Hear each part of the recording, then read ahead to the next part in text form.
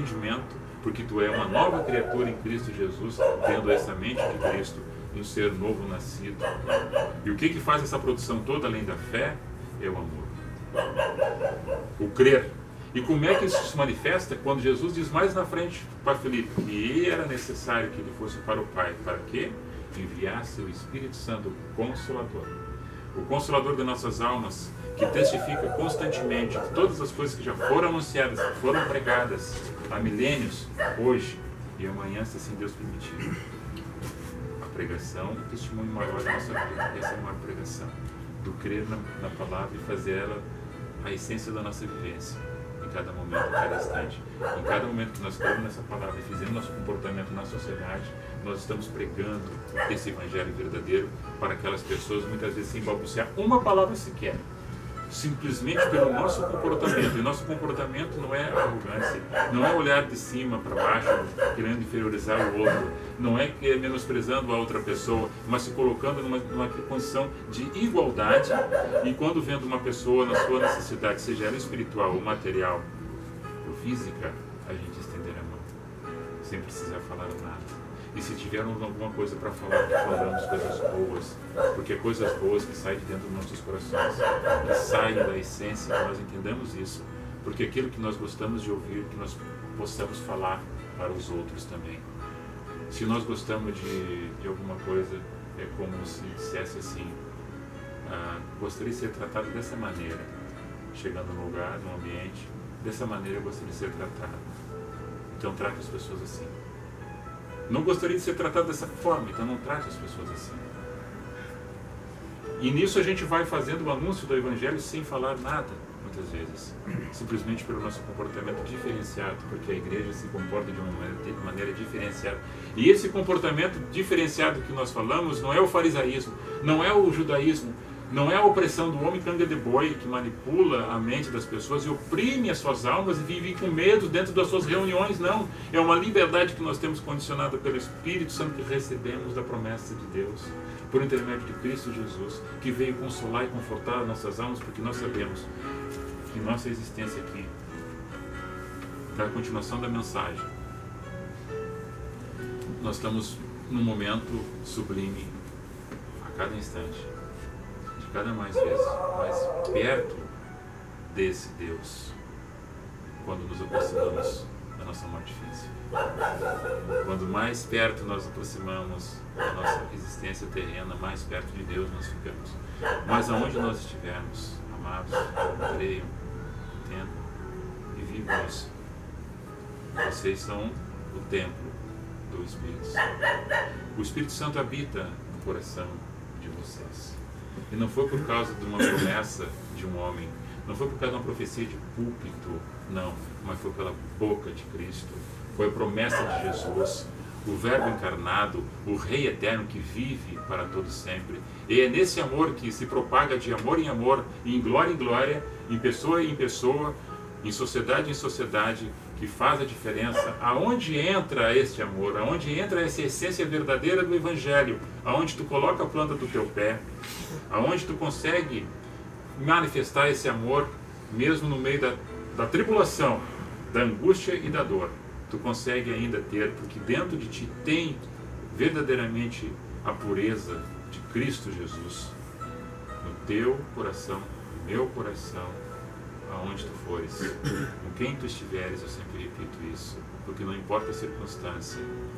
Quando Paulo diz que tinha alguma coisa que afastava ele de Deus e de Cristo, a qual afastava mesmo nós e muitas pessoas, que é o pecado, a barreira, que interrompe uma comunicação com Deus, uma coisa que afastava, que interrompia o contato com esse Deus eterno. Quando Cristo vem, se manifesta na vida de Paulo, Paulo conhece Cristo manifestando na vida dele. Agora ele escreve em Romanos, uma carta para os romanos, dizendo: nada mais agora me afasta deste amor, nada mais, eu quebrei essa barreira, eu encontrei com Cristo, não tem a tribulação, não tem a fome, não tem a espada, não tem a miséria, não tem nada mais que me afasta desse amor, que agora me aproximei dele e eu não quero mais largar deste amor, porque está em Cristo. E estando em Cristo, ele manifestava esse amor com as pessoas, nas relações que ele tinha com as pessoas.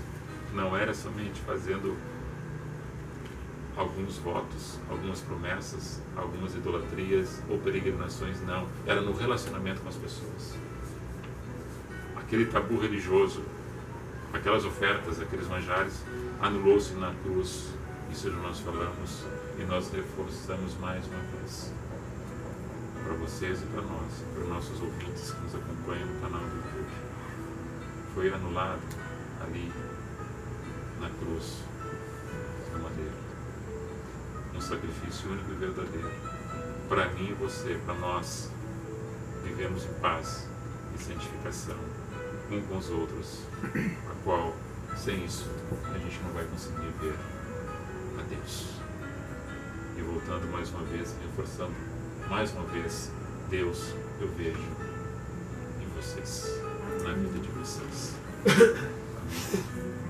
Essa era a palavra de hoje, João capítulo 14, alguns versos, e agora deixo aberto para questionamentos, indagações, testemunho, como é que foi a semana. Dom José. Semana foi ótima, sempre ótimo. Depois que eu comecei a estudar a palavra de Deus, a minha vida mudou da água pro vinho. Até comentei com a minha filha essa semana, ela pediu: pai, ora por mim que eu me sinto perdida. A vida está tão difícil. Aí eu disse: pega a vida do teu pai como exemplo. Olha o que eu era. Espera, entrega a tua vida para Jesus. Te batizo. Eu te vejo que maravilha. Isso é. Ela entendeu? Tomara que entenda.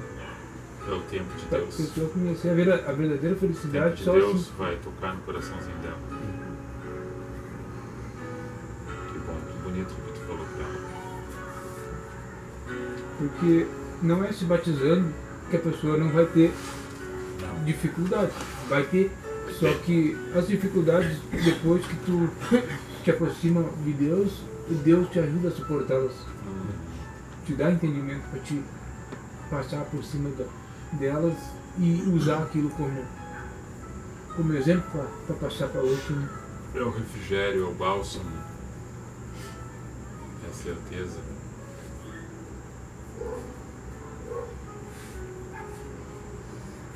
Rose, confia. Irmão José. A gente se torna mais manso, né? Mais compreensivos, mais tolerantes, dá mais valor às pessoas, né? As coisas mais simples, né? Às vezes da natureza, né?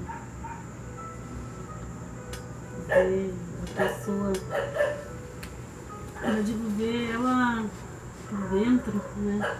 Não só a aparência de fora. Quando nós temos esse entendimento de Cristo morada em nós, nós olhamos como Cristo para tudo. E as pessoas veem isso na gente, né? Porque ela brota naturalmente. Celso. Eu vou só falar de um testemunho, então, de que aconteceu na nossa família, isso há anos atrás. Eu tenho uma sobrinha minha, hoje ela está casada, tudo, e ela já tem quase 40 anos, né? E quando ela tinha 5 anos de idade, ela estava se tornando mulher já, com todas as funções da mulher, né? Tudo, útero, tudo já, uma mulher adulta. E era um câncer que ela tinha, né? E eu me lembro que a mãe sempre foi católica até debaixo d'água, sabe? Aquelas católicas que são descendentes de italianos. Sim. Então vem aquela... A tradição, né? E ela, aí eu me lembro uma vez que eu convidei ela, vamos na igreja. E tinha um missionário que esteve na África, né? Estava pregando. E falou, eu não me lembro da mensagem. E ela chegou em casa e, sabe, mudou o pensamento dela no sentido assim de como chegar para pedir uma benção, por exemplo, alguma coisa assim relacionada ao problema em si, né? Que ela achava que ele era o problema maior dela. Aí eu sei que depois eu me lembro que através dela a gente pediu oração na igreja e teve assembleia, teve outras denominações que começaram a orar. E ela que cuidava do caso da minha sobrinha. Aí ela chegou um dia que os médicos chamaram lá no clínicas, né? Inclusive a minha sobrinha, ela se tratava lá na PUC. E só que não resolviam, só queria estudar o caso, porque o caso dela era muito raro, né? E aí quando foi para o clínico teve que entrar na justiça, e a justiça que determinou que a PUC tinha que entregar toda a documentação, tudo prontuário, os exames para conseguir o tratamento. Mas aí quando os médicos, depois de tempo, chamaram ela lá, a mãe, né? E ela viu os médicos rindo, sorrindo, a junta médica, né? Aí ela chegou e ficou assim, pô, mas o médico rindo da desgraça dos outros, né? Mas ela não tinha entendido. Aí quando o médico chegou, falou, olha, a gente não está entendendo nada. O médico, o chefe, o cirurgião chefe, né? A gente não está entendendo nada, mas o tumor, o câncer na sua neta está regredindo, praticamente a zero já está. E a primeira coisa que ela pensou na vida, assim, que ela disse que na hora veio, foi a mensagem da palavra que aquele missionário tinha pregado, tinha falado. Que ela lembrou naquela hora ali, e das orações da igreja. Quer dizer, eu acredito real que houve um milagre ali. Que os médicos disseram, a gente não entende, nós não temos sabido o que está acontecendo. Eles disseram. Milagres existem. E ela está curada. Milagre. Só ela não pode ter filho, né? Mas não houve consequências maiores assim, de morte que poderia ter havido, né? Sim. Né? A gente produz a fé, a gente alimenta a fé, a gente muda nossos pensamentos em relação a muitas coisas. Que tem os argumentos que falam, né? Vem pela dor, vem pelo amor, etc. São coisas, são qualificações que o ser humano coloca. Vocês, tem escolhidos e não escolhidos. Quem dá crédito, quem não dá crédito à palavra. É a liberdade que todos possuem.